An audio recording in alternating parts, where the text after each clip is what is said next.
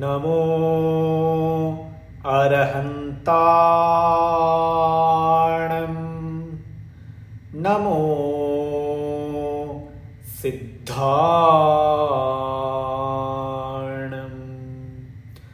ನಮೋ ಆಯಿರ್ಯಾಣಂ ನಮೋ ವಜ್ಜಾಯಾಣಂ ನಮೋ ಲೋಯೇ ಸೌವಸಾಹೋಣಂ.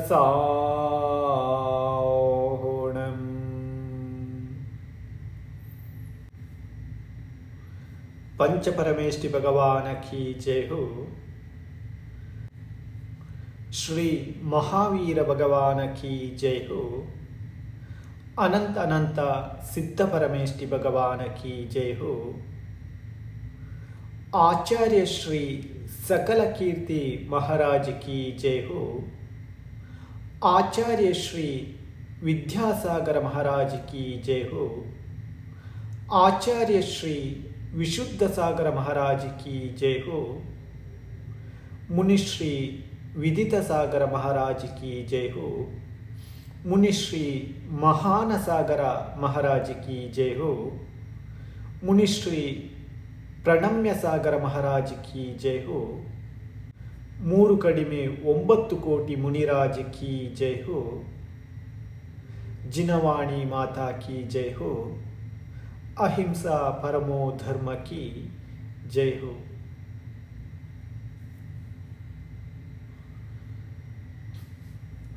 आचार्य श्री सकल कीर्ति विरचित श्री महावीर पुराण.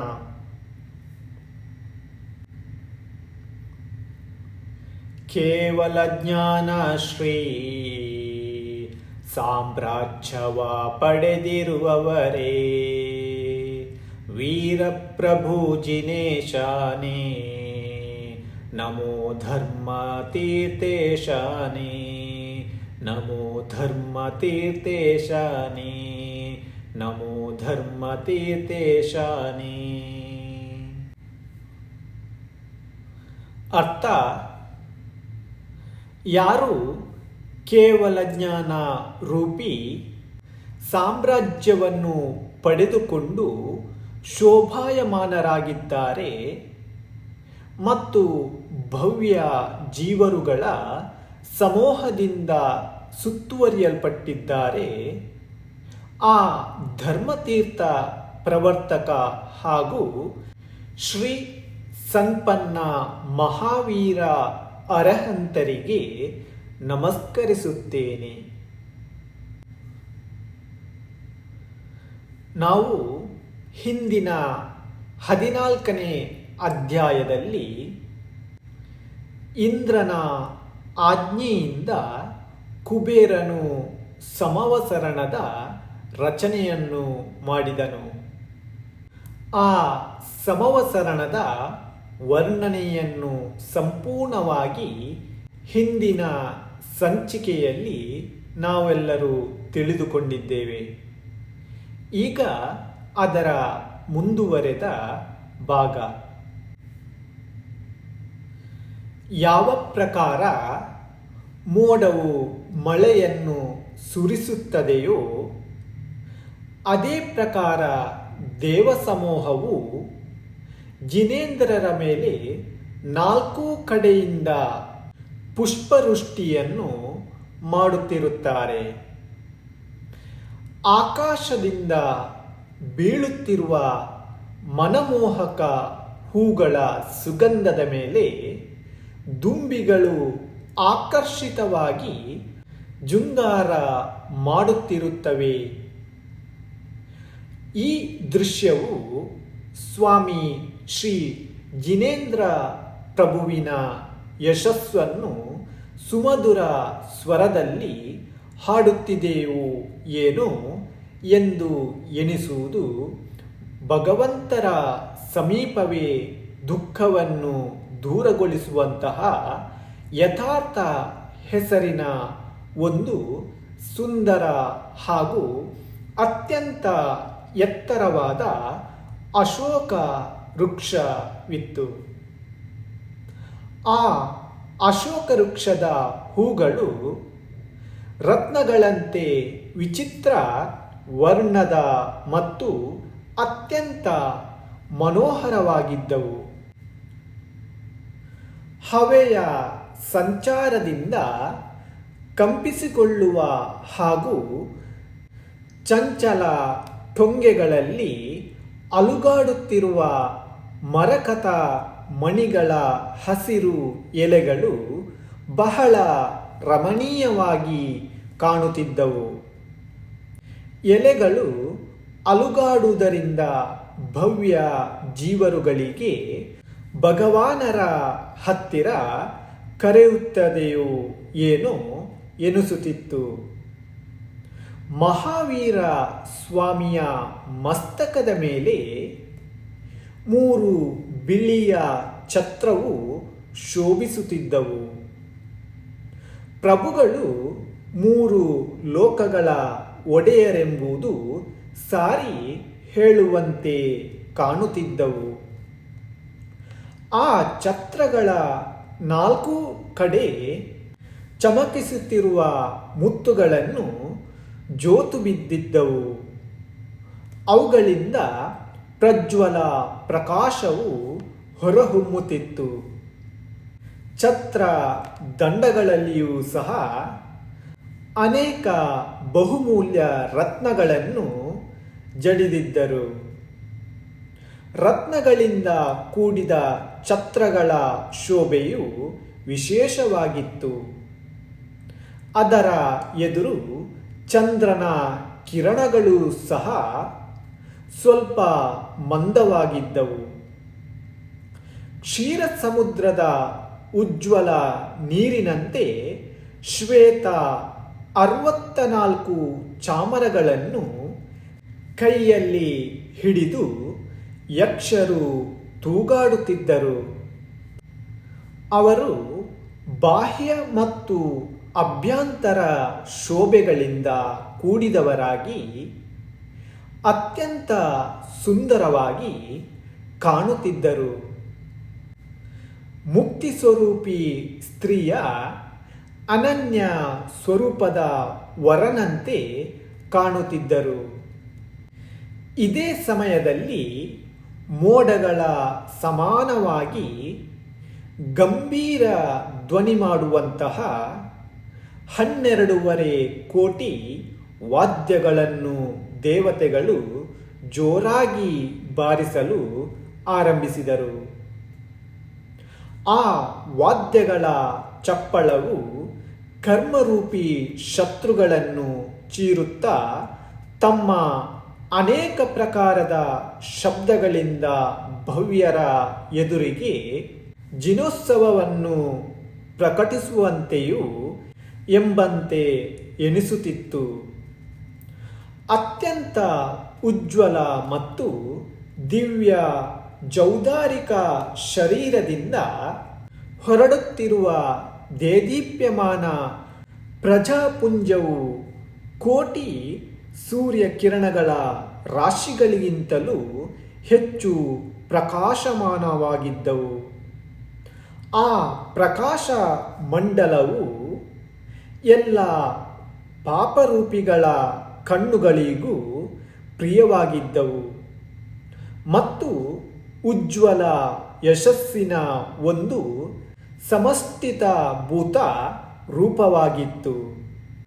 ಅದು ಪೂರ್ವವಾಗಿ ತೊಂದರೆಗಳನ್ನು ದೂರಗೊಳಿಸುವ ಮತ್ತು ತೇಜಸ್ಸಿನ ಅಕ್ಷಯ ಭಂಡಾರವಾಗಿತ್ತು. ಜಿನೇಂದ್ರ ಶ್ರೀ ಮಹಾವೀರ ಸ್ವಾಮಿಯ ಮುಖದಿಂದ ದಿನಾಲೂ ದಿವ್ಯಧ್ವನಿ ಹೊರಡುತ್ತಿತ್ತು. ಅದು ಎಲ್ಲರ ಕಲ್ಯಾಣ ಹಾಗೂ ಹಿತ ಉಂಟು ಮಾಡುವುದಾಗಿತ್ತು. ಅದು ಅಲೌಕಿಕ ವಾಣಿ, ತತ್ವ ಸ್ವರೂಪ ಹಾಗೂ ಧರ್ಮ ಸ್ವರೂಪವನ್ನು ವಿವರವಾಗಿ ತಿಳಿಸುವಂಥದ್ದು ಆಗಿತ್ತು. ಯಾವ ಪ್ರಕಾರ ಮೋಡಗಳ ಮೂಲಕ ಸುರಿಯಲ್ಪಟ್ಟ ನೀರು ಮೊದಲು ಒಂದೇ ರೂಪವಾಗಿರುತ್ತಿತ್ತು ಮತ್ತು ಆಮೇಲೆ ಪಾತ್ರ ಭೇದದಿಂದ ಬೇರೆ ಬೇರೆ ಹೆಸರು, ರೂಪ ಹಾಗೂ ಬಣ್ಣಗಳಲ್ಲಿ ಬದಲಾವಣೆಯಾಗುತ್ತದೆ. ಅದೇ ರೀತಿಯಾಗಿ ಪ್ರಭುವಿನ ದಿವ್ಯಧ್ವನಿಯೂ ಸಹ ಮೊದಲಂತೂ ಅನಕ್ಷರಿ ಒಂದು ರೂಪವಾಗಿ ಹೊರಡುತ್ತದೆ. ನಂತರ ಬೇರೆ ಬೇರೆ ದೇಶಗಳಲ್ಲಿ ಉತ್ಪನ್ನವಾದ ಮನುಷ್ಯ, ದೇವ ಹಾಗೂ ಪಶುಗಳ ಅಕ್ಷರಮಯಿ ವಿಭಿನ್ನ ಭಾಷೆಯಲ್ಲಿ ರೂಪಾಂತರಗೊಂಡು ಸಂದೇಹಗಳನ್ನು ದೂರಗೊಳಿಸಿ ಧರ್ಮದ ಉಪದೇಶ ಮಾಡುವಂಥದ್ದು ಆಗಿದ್ದವು. ರತ್ನಮಯ ತ್ರಿಪೀಠದ ಮೇಲೆ ಸಿಂಹಾಸನಾರೂಢರಾದ ಶ್ರೀ ಮಹಾವೀರ ಪ್ರಭುಗಳು ಧರ್ಮರಾಜನಂತೆ ಕಂಡುಬರುತ್ತಿದ್ದರು.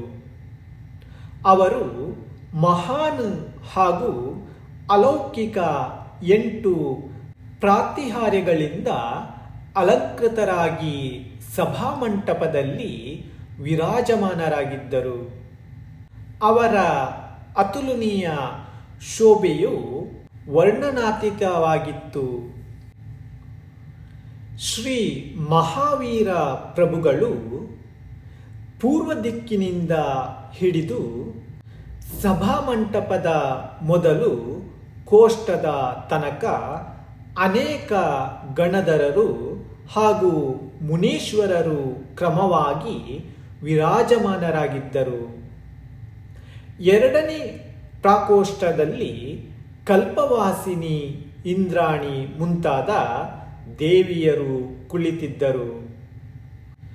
ಮೂರನೇ ಪ್ರಾಕೋಷ್ಠದಲ್ಲಿ ಅರ್ಜಿಕೆಯರು ಹಾಗೂ ಶ್ರಾವಿಕೆಯರು ಇದ್ದರು. ನಾಲ್ಕನೆಯ ಕೋಷ್ಟಕದಲ್ಲಿ ಜ್ಯೋತಿಷಿ ದೇವ ದೇವಿಯರು ಕುಳಿತಿದ್ದರು.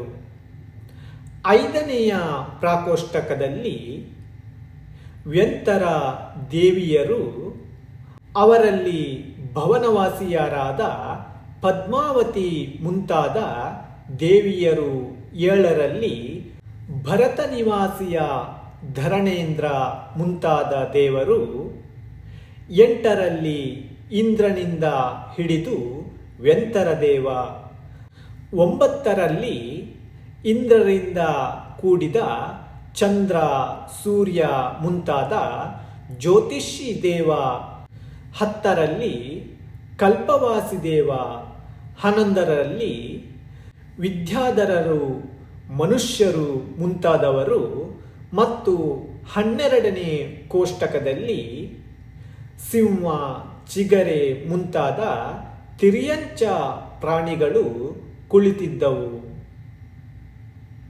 ಈ ಪ್ರಕಾರ ಸಭಾಮಂಟಪದ 12 ಪ್ರಾಕೋಷ್ಠಗಳಲ್ಲಿ ಜೀವ ಸಮೂಹಗಳು ಕ್ರಮವಾಗಿ ಬೇರೆ ಬೇರೆಯಾಗಿ ತ್ರಿಲೋಕಿನಾಥ ಮಹಾವೀರ ಪ್ರಭುಗಳ ಎದುರಿಗೆ ಕೈ ಜೋಡಿಸಿಕೊಂಡು ವಿನಯ ಭಾವದಿಂದ ಪ್ರಭುವಿನ ಉಪದೇಶರೂಪಿ ಅಮೃತವನ್ನು ಕುಡಿದು ಪಾಪಾಗ್ನಿಯ ಸಂತಾಪವನ್ನು ಶಾಂತಗೊಳಿಸಿಕೊಳ್ಳಬೇಕೆಂಬ ಇಚ್ಛೆಯಿಂದ ಕುಳಿತಿದ್ದರು. ಸಭಾಮಂಟಪದಲ್ಲಿ ಆ ಎಲ್ಲ ಜೀವರುಗಳು ಜಗತ್ಪತಿ ಮಹಾವೀರ ಪ್ರಭುಗಳನ್ನು ಸುತ್ತುವರಿದಾಗ ಧರ್ಮಾತ್ಮರ ಮಧ್ಯದಲ್ಲಿ ಸಾಕ್ಷಾತ್ ಧರ್ಮ ಮೂರ್ತಿಯ ಸಮಾನ ವಿರಾಜಮಾನರಾಗಿದ್ದರು. ಇದರ ನಂತರ ದೇವತೆಗಳಿಂದ ಕೂಡಿದ ಇಂದ್ರನು ಧರ್ಮರೂಪಿ ಉತ್ತಮ ರಸ ಪ್ರಾಪ್ತಿಯ ಇಚ್ಛೆಯಿಂದ ಅತ್ಯಂತ ವಿನಯವಾಗಿ ಜಯ ಜಯಕಾರ ಮಾಡಲು ಆರಂಭಿಸಿದರು ಮತ್ತು ಪ್ರಭುವಿನ ಸಭಾಮಂಟಪದ 3 ಪ್ರದಕ್ಷಿಣೆಗಳನ್ನು ಹಾಕಿ ಶ್ರದ್ಧಾ ಭಕ್ತಿಪೂರ್ವಕವಾಗಿ ಜಗದ್ಗುರು ಭಗವಾನರ ದರ್ಶನ ಮಾಡುವ ಇಚ್ಛೆಯಿಂದ ಸಭಾಮಂಟಪದಲ್ಲಿ ಪ್ರವೇಶಿಸಿದರು. ಸಮವಸರಣದ ಭೂಮಿಯು ಭವ್ಯ ಜೀವರುಗಳ ಸಲುವಾಗಿ ಶರಣ ರೂಪವಾಗಿತ್ತು. ಅಲ್ಲಿಗೆ ಬಂದ ಬಳಿಕ ಇಂದ್ರಾದಿ ದೇವತೆಗಳು ಮಾನಸ್ತಂಭ, ಮಹಾನ್ ಚೈತ್ಯವೃಕ್ಷ ಹಾಗೂ ಬೇರೆ ಸ್ತೂಪಗಳಲ್ಲಿ ಪ್ರತಿಬಿಂಬಿತವಾದ ಜಿನೇಂದ್ರ ಮತ್ತು ಅನೇಕ ಶ್ರೇಷ್ಠ ಸಿದ್ಧಪುರುಷರ ಮೂರ್ತಿಗಳ ಪೂಜೆಯನ್ನು ಪವಿತ್ರ ಪ್ರಾಸುಕ ನೀರು ಮುಂತಾದ ನಿರ್ಮಲ ಜಲಗಳಿಂದ ಭಕ್ತಿಪೂರ್ವಕವಾಗಿ ಮಾಡಿದರು. ದೇವತೆಗಳ ಮೂಲಕ ಅತ್ಯಂತ ಉತ್ತಮ ರೀತಿಯಾಗಿ ರಚಿಸಲ್ಪಟ್ಟ ಸಮವಸರಣ ರಚನೆಯನ್ನು ನೋಡಿ ಇಂದ್ರನು ಬಹಳ ಪ್ರಸನ್ನನಾದನು ಮತ್ತು ದೇವತೆಗಳ ಪ್ರಾಕೋಷ್ಠದಲ್ಲಿ ಪ್ರವೇಶಿಸಿದನು. ಆ ಐಶ್ವರ್ಯಶಾಲಿ ಸಭಾಮಂಟಪದಲ್ಲಿ ಉತ್ತಮ ಸ್ಥಳದಲ್ಲಿ ಇಟ್ಟಂಥ ಶ್ರೇಷ್ಠ ಸಿಂಹಾಸನದ ಮೇಲೆ ವಿರಾಜಮಾನರಾದ ಕೋಟಿ ಕೋಟಿ ಗುಣಗಳಿಂದ ಕೂಡಿದ ಹಾಗೂ ಪರಮ ತೇಜಸ್ವಿ ಚತುರ್ಮುಖ ಶ್ರೀ ಮಹಾವೀರ ಪ್ರಭುಗಳನ್ನು ಇಂದ್ರನು ಕಣ್ಣು ಬಡಿದಂತೆ ತದೇಕ ಚಿತ್ತದಿಂದ ನೋಡಿದನು. ಅನಂತರ ದೇವತೆಗಳೊಂದಿಗೆ ಇಂದ್ರನು ಕರ್ಮನಾಶಗೊಳಿಸುವ ಸಲುವಾಗಿ ಶ್ರದ್ಧಾಪೂರ್ವಕವಾಗಿ ಮೊಣಕಾಲುಗಳನ್ನು ಊರಿ ಪ್ರಭುಗಳಿಗೆ ನಮಸ್ಕರಿಸುತ್ತಾನೆ.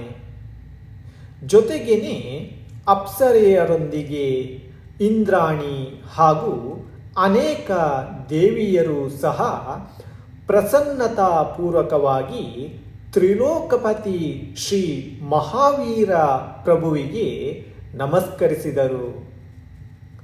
ಯಾವಾಗ ದೇವತೆಗಳೊಂದಿಗೆ ಇಂದ್ರಾಣಿಗಳು ಪ್ರಭುಗಳಿಗೆ ನಮಸ್ಕರಿಸಿದರು, ಆಗ ಅವರ ಕಿರೀಟದಲ್ಲಿಯ ಮಣಿಗಳ ಪ್ರಭೆಯು ಪ್ರಭುವಿನ ಚರಣಕಮಲಗಳ ಮೇಲೆ ಬಿದ್ದಿತು ಮತ್ತು ಆ ವಿಚಿತ್ರ ಕಾಂತಿಯ ಸ್ಪರ್ಶದಿಂದ ಅವರ ಚರಣಕಮಲಗಳು ಅತ್ಯಂತ ಶೋಭಾಯಮಾನಗೊಂಡಿದ್ದವು.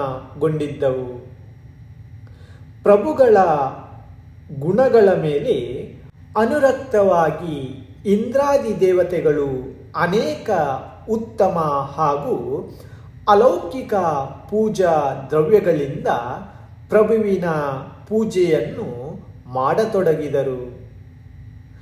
ಅತ್ಯಂತ ದೇದೀಪ್ಯಮಾನವಾದ ಸುವರ್ಣ ಕಲಶಗಳಿಂದ ನಿರ್ಮಲ ಜಲಧಾರೆಯು ಪ್ರಭುವಿನ ಪವಿತ್ರ ಪಾದಗಳ ಮೇಲೆ ಬೀಳತೊಡಗಿತು.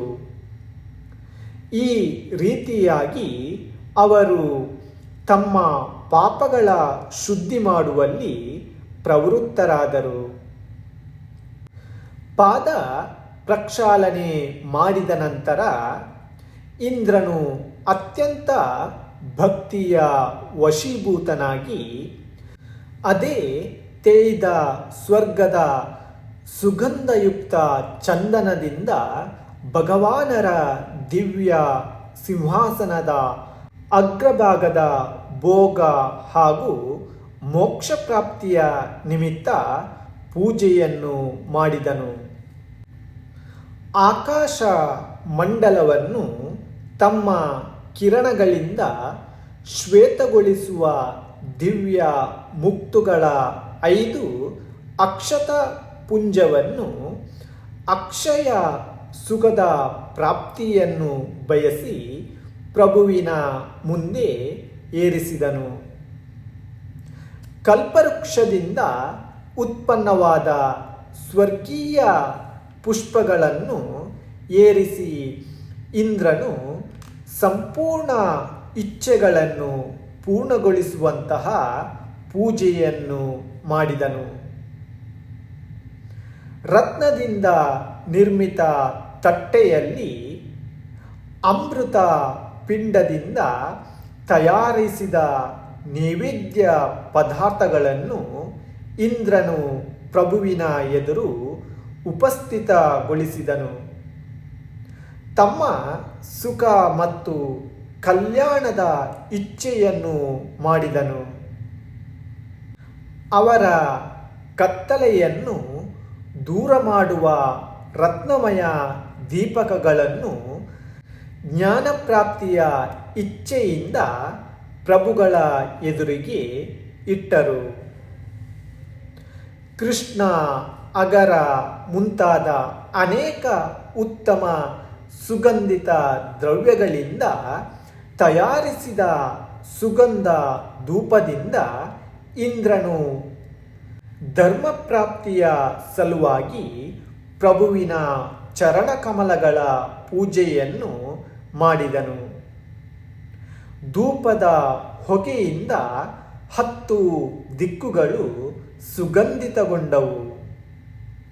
ಇದರ ನಂತರ ಕಲ್ಪವೃಕ್ಷ ಮುಂತಾದ ದೇವ ಗಿಡಗಳಲ್ಲಿ ಉತ್ಪನ್ನವಾದ ಹಾಗೂ ಕಣ್ಣುಗಳಿಗೆ ಮನೋಹರವಾಗಿ ಕಾಣುವಂತಹ ಉತ್ತಮ ಫಲಗಳ ಮೂಲಕ ಇಂದ್ರನು ಫಲ ಪ್ರಾಪ್ತಿಯ ಅಭಿಲಾಷೆಯಿಂದ ಪ್ರಭುವಿನ ಪೂಜೆಯನ್ನು ಮಾಡಿದನು.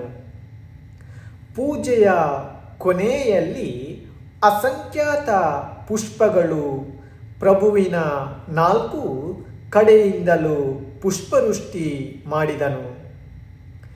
ಇದೇ ಸಮಯ ಇಂದ್ರಾಣಿಯು ಪ್ರಭುವಿನ ಎದುರು ಪಂಚರತ್ನಗಳ ಚೂರ್ಣಗಳ ಮೂಲಕ ತನ್ನ ಕೈಗಳಿಂದ ಉತ್ತಮ ಪುಂಜಗಳನ್ನು ಇಟ್ಟಳು. ಪೂಜೆಯನ್ನು ಮಾಡಿದ ನಂತರ ಇಂದ್ರನು ಕೈ ಜೋಡಿಸಿ ಭಕ್ತಿಪೂರ್ವಕವಾಗಿ ನಮಸ್ಕರಿಸಿದನು. ಮಧುರ ಸ್ವರದಲ್ಲಿ ಪ್ರಭುವಿನ ಗುಣಗಳ ಸ್ತುತಿ ಮಾಡಲು ಆರಂಭಿಸಿದನು. ದೇವ, ನೀವು ಸಂಪೂರ್ಣ ಜಗತ್ತಿನ ಸ್ವಾಮಿ ಇದ್ದೀರಿ. ನೀವೇ ಗುರುಜನಕರ ಗುರು ಇದ್ದೀರಿ. ಪೂಜ್ಯರ ಪರಮ ಪೂಜ್ಯರಿದ್ದೀರಿ ಹಾಗೂ ವಂದನೀಯರ ವಂದನೀಯರಿದ್ದೀರಿ. ಯೋಗಿಗಳಲ್ಲಿ ಸರ್ವಶ್ರೇಷ್ಠ ಯೋಗಿಗಳಾಗಿದ್ದೀರಿ. ಗುಣಿಗಳಲ್ಲಿ ಉತ್ತಮ ಗುಣವಂತರಿದ್ದೀರಿ. ಎಲ್ಲ ಧರ್ಮಾತ್ಮರಲ್ಲಿ ಪರಮ ಆದರಣೀಯ ಧರ್ಮಾತ್ಮರಿದ್ದೀರಿ.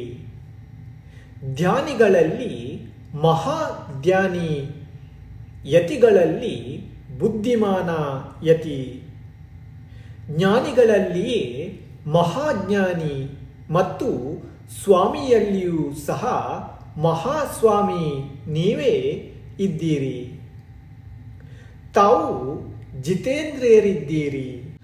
ಜನರಲ್ಲಿಯೇ ಜಿನೋತ್ತಮರಾಗಿರುವ ಕಾರಣ ಧ್ಯೇಯ ಮತ್ತು ಸ್ತುತ್ಯ ನೀವೇ ಇದ್ದೀರಿ. ದಾನಿಗಳಲ್ಲಿ ಉತ್ತಮ ದಾನಿ ನೀವೇ ಇದ್ದೀರಿ. ಹಿತವನ್ನು ಬಯಸುವವರಲ್ಲಿ ಪರಮ ಹಿತೈಷಿಗಳು ನೀವೇ ಇದ್ದೀರಿ. ಸಂಸಾರ ಭಯದಿಂದ ತ್ರಸ್ತ ಪುರುಷರ ರಕ್ಷಕರು, ಶರಣಹೀನ ಜೀವಿಗಳ ಶರಣದಾತ ಮತ್ತು ಸಂಪೂರ್ಣ ಕರ್ಮ ಜಾಲದ ನಾಶಕರು ನೀವೇ ಇದ್ದೀರಿ. ಮೋಕ್ಷಪಥ ಪ್ರಕಾಶಕರು, ಜಗತ್ತಿನ ಕಲ್ಯಾಣಕರ್ತ ಮತ್ತು ಬಂಧುರಹಿತ ಜೀವಿಗಳಿಗೆ ಬಂಧುಗಳು ನೀವೇ ಇದ್ದೀರಿ. ಮೂರು ಲೋಕದ ಉತ್ತಮ ರಾಜ್ಯದ ಇಚ್ಛೆ ಇರುವ ಕಾರಣ ಮಹಾನ್ ಲೋಭಿ ಹಾಗೂ ಮುಕ್ತಿ ರೂಪಿಣಿ ಸ್ತ್ರೀಯ ಅಭಿಲಾಷೆ ಮಾಡಿದ ಕಾರಣ ಅತ್ಯಂತ ರಾಗಿ ನೀವೇ ಇದ್ದೀರಿ. ಸಮ್ಯಕ್ ದರ್ಶನ ಮುಂತಾದ ರತ್ನಗಳ ಸಂಗ್ರಹ ತಾವೇ ಇದ್ದೀರಿ. ಮಹಾ ಪರಿಗ್ರಹಿ ಇದ್ದೀರಿ. ಕರ್ಮರೂಪಿ ಶತ್ರುಗಳನ್ನು ನಷ್ಟಗೊಳಿಸುವ ಕಾರಣ ಮಹಾ ಹಿಂಸಕ ಹಾಗೂ ಕಷಾಯ ಮತ್ತು ಇಂದ್ರಿಯಗಳನ್ನು ಗೆದ್ದಿರುವ ಕಾರಣ ತಾವು ಮಹಾನ್ ವಿಜಯಿ ಇದ್ದೀರಿ. ತಾವು ಶರೀರ ಮುಂತಾದ ವಿಷಯಗಳಲ್ಲಿ ಇಚ್ಛಾರಹಿತವಾಗಿ ಲೋಕಾಗ್ರ ಶಿಖರವನ್ನು ಬಯಸುವವರಿದ್ದೀರಿ. ದೇವಿಯರ ಮಧ್ಯದಲ್ಲಿ ಇದ್ದರೂ ಸಹ ಪರಮ ಬ್ರಹ್ಮಚರ್ಯ ಇದ್ದೀರಿ ಮತ್ತು ತಾವು ಒಂದೇ ಮುಖವುಳ್ಳವರಾಗಿದ್ದರೂ ಸಹ ಅತಿಶಯದ ಕಾರಣ 4 ಮುಖವುಳ್ಳವರಾಗಿ ಕಾಣುತ್ತಿದ್ದೀರಿ. ಈ ಲೋಕದಲ್ಲಿ ಶ್ರೇಷ್ಠ ಲಕ್ಷ್ಮೀ ಸಹಿತರಾಗಿದ್ದರೂ ಸಹ ತಾವು ನಿಗ್ರಹ ರಾಜರಿದ್ದೀರಿ. ಜಗದ್ಗುರುಗಳಾಗಿರುವುದರಿಂದ ಉಪಮ ರಹಿತ ಗುಣಗಳ ಪ್ರಧಾನರು ತಾವೇ ಇದ್ದೀರಿ. ಹೇ ದೇವ, ಇಂದು ನಮ್ಮ ಜೀವನ ಸಫಲವಾಯಿತು ಮತ್ತು ನಾವು ಧನ್ಯರಿದ್ದೇವೆ. ತಮ್ಮ ದರ್ಶನದ ಸಲುವಾಗಿ ನಮಗೆ ಯಾವ ಪಾದ ಯಾತ್ರೆ ಮಾಡಬೇಕಾಗಿತ್ತು, ಇದರಿಂದ ನಮ್ಮ 2 ಪಾದಗಳು ಕೃತಕೃತ್ಯವಾದವು. ತಮ್ಮ ಪೂಜೆ ಮಾಡುವುದರಿಂದ ಕೈಗಳು ಹಾಗೂ ಪಾದ ಕಮಲಗಳ ದರ್ಶನ ಮಾಡುವುದರಿಂದ ನಮ್ಮ ಕಣ್ಣುಗಳು ಇಂದು ಸಫಲವಾದವು. ತಮಗೆ ನಮಸ್ಕರಿಸಿದ ಕಾರಣ ನಮ್ಮ ಮಸ್ತಕವು ಸೇವೆ ಮಾಡಿರುವ ಕಾರಣ ತಮ್ಮ ಶರೀರವು ಹಾಗೂ ತಮ್ಮ ಗುಣಗಳ ವರ್ಣನೆ ಮಾಡಿದ ಕಾರಣ ನಮ್ಮ ವಾಣಿಯು ಸಫಲ ಹಾಗೂ ಪವಿತ್ರವಾದವು. ಹೇ ನಾಥ, ತಮ್ಮ ಉಪಮರಹಿತ ಗುಣಗಳ ವಿಚಾರ ಮಾಡಿದ ನಿಮಿತ್ತ ನಮ್ಮ ಮನಸ್ಸು ಸಹ ನಿರ್ಮಲ ಹಾಗೂ ಪವಿತ್ರವಾದವು. ಹೇ ಪ್ರಭು, ಯಾವಾಗ ತಮ್ಮ ಅಸಂಖ್ಯಾತ ಗುಣಗಳ ಪ್ರಶಂಸೆಯನ್ನು ಗೌತಮ ಮುಂತಾದ ಗಣಧರರು ಸಹ ಪೂರ್ಣ ರೀತಿಯಿಂದ ಮಾಡಲು ಸಾಧ್ಯವಾಗುವುದಿಲ್ಲ, ಅಂದ ಬಳಿಕ ನನ್ನಂಥ ಮೂಢಮತಿಯುಳ್ಳವನಿಗೆ ತಮ್ಮ ಸ್ತುತಿ ಮಾಡಲು ಹೇಗೆ ಸಾಧ್ಯವಿದೆ? ಆದ್ದರಿಂದ ನಾನು ತಮ್ಮ ಸ್ತುತಿ ಏನು ಮಾಡಲಿ? ಪ್ರಭು, ತಾವು ಅನಂತ ಗುಣಗಳ ಧಾರಕರಿದ್ದೀರಿ, ಎಲ್ಲರಲ್ಲಿಯೇ ಪ್ರಧಾನರಿದ್ದೀರಿ, ಜಗದ್ಗುರುಗಳಾಗಿದ್ದೀರಿ. ತಮಗೆ ಕೋಟಿ ಕೋಟಿ ನಮಸ್ಕಾರಗಳು. ತಾವು ಪರಮಾತ್ಮ ಸ್ವರೂಪರಿದ್ದೀರಿ, ಲೋಕದಲ್ಲಿಯೇ ಉತ್ತಮರಿದ್ದೀರಿ. ಕೇವಲ ಜ್ಞಾನ ಮಹಾರಾಜ್ಯದಿಂದ ಅಲಂಕೃತರಿದ್ದೀರಿ, ಅನಂತ ದರ್ಶನ ಸ್ವರೂಪರಿದ್ದೀರಿ. ಆದ್ದರಿಂದ ತಮಗೆ ಮೇಲಿಂದ ಮೇಲೆ ನಮಸ್ಕರಿಸುತ್ತೇನೆ. ತಾವು ಅನಂತ ಸುಖರೂಪರಿದ್ದೀರಿ, ಅನಂತ ವೀರ್ಯ ರೂಪರಿದ್ದೀರಿ. 3 ಲೋಕಗಳ ಭವ್ಯ ಜೀವಿಗಳ ಮಿತ್ರರಿದ್ದೀರಿ. ತಾವು ಲಕ್ಷ್ಮಿಗಿಂತಲೂ ದೊಡ್ಡವರಿದ್ದೀರಿ, ಎಲ್ಲರ ಮಂಗಲ ಮಾಡುವವರಿದ್ದೀರಿ, ಅತ್ಯಂತ ಬುದ್ಧಿವಂತರಿದ್ದೀರಿ, ಶ್ರೇಷ್ಠ ಯೋಧರಿದ್ದೀರಿ, 3 ಲೋಕಗಳ ಸ್ವಾಮಿಯಾಗಿದ್ದೀರಿ, ಸ್ವಾಮಿಗಳ ಪರಮ ಶ್ರದ್ಧೆಯ ಸ್ವಾಮಿಯಾಗಿದ್ದೀರಿ, ದಿವ್ಯ ದೇಹ ಹಾಗೂ ಧರ್ಮರೂಪಿಗಳಾಗಿದ್ದೀರಿ. ತಮಗೆ ಕೋಟಿ ಕೋಟಿ ನಮಸ್ಕಾರಗಳು. ತಾವು ಧರ್ಮ ಮೂರ್ತಿಗಳಾಗಿದ್ದೀರಿ, ಧರ್ಮೋಪದೇಶಕರಾಗಿದ್ದೀರಿ, ಧರ್ಮಚಕ್ರದ ಪ್ರವರ್ತಕರಾಗಿದ್ದೀರಿ. ಆದ್ದರಿಂದ ತಮಗೆ ಮತ್ತೆ ಮತ್ತೆ ನಮಸ್ಕರಿಸುತ್ತೇನೆ. ಹೇ ನಾಥ, ಈ ಪ್ರಕಾರ ಶ್ರದ್ಧಾಭಕ್ತಿ ಪೂರ್ವಕವಾಗಿ ತಮ್ಮ ಸ್ತುತಿ ಹಾಗೂ ನಮಸ್ಕಾರ ಮಾಡುವುದರಿಂದ ತಾವು ನಮ್ಮ ಮೇಲೆ ಪ್ರಸನ್ನರಾಗಿರಿ. ತಮ್ಮ ಸಮಸ್ತ ಗುಣ ರಾಶಿಯೇ ನಮಗೆ ಪ್ರಾಪ್ತಿಯಾಗಲಿ. ಕರ್ಮ ಶತ್ರುಗಳ ನಾಶವಾಗಲಿ. ಸಮಾಧಿ ಮರಣರೂಪಿ ಶ್ರೇಷ್ಠ ಮರಣವಾಗಲಿ. ಈ ಪ್ರಕಾರ ದೇವತೆಗಳೊಂದಿಗೆ ಇಂದ್ರನು ಶ್ರೀ ಮಹಾವೀರ ಪ್ರಭುಗಳ ಸ್ತುತಿ ನಮಸ್ಕಾರ ಹಾಗೂ ಭಕ್ತಿಪೂರ್ವಕ ಇಷ್ಟ ಪ್ರಾರ್ಥನೆ ಮಾಡಿ ಧರ್ಮೋಪದೇಶ ಕೇಳುವ ಸಲುವಾಗಿ ತಮ್ಮ ತಮ್ಮ ಪ್ರಾಕೋಷ್ಟಕಗಳಲ್ಲಿ ಹೋಗಿ ಕುಳಿತುಕೊಂಡರು. ಉಳಿದ ಭವ್ಯ ಜನರು ಹಾಗೂ ದೇವಿಯರು ಸಹ ಕಲ್ಯಾಣ ಭಾವನೆಯನ್ನು ಬಯಸಿ ಆ ಉದ್ದೇಶದಿಂದ ಹಿತ ಪ್ರಾಪ್ತಿಯ ಸಲುವಾಗಿ ಶ್ರೀ ಜಿನೇಂದ್ರ ಪ್ರಭುವಿನ ಎದುರು ಕುಳಿತುಕೊಂಡರು.